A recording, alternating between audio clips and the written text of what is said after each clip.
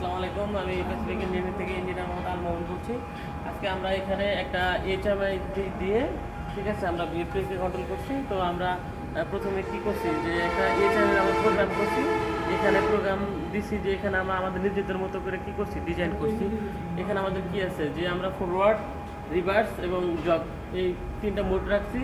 আমরা এখানে ডাটা মনিটরিংয়ের জন্য প্রথমে ফ্রিকোয়েন্সি দেখাবে, কারেন্ট রেট দেখাবে, ঠিক আছে, এবং ভোল্টেজ দেখাবে। আর এখানে আমরা কি করছি, এটা আমরা প্রেস করে আমাদের নিজেদের মতো করে আমরা কি করতে পারবো, ফ্রিকোয়েন্সি বাড়ায়া কমায়া। এখন আছে কত, 15, আমরা চাইলে 30 দিলে আমাদের কিন্তু এখানে 30 হয়ে যাচ্ছে।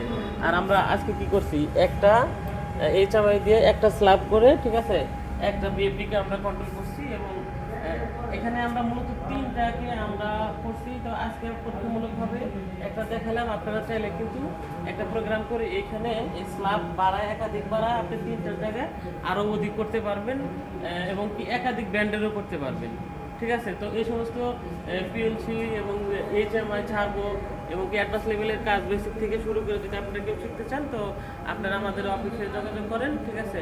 ইনশাল্লাহ 0 থেকে অ্যাডভান্স লেভেল পর্যন্ত আমাদের এখানে কাজ শেখানো হয়।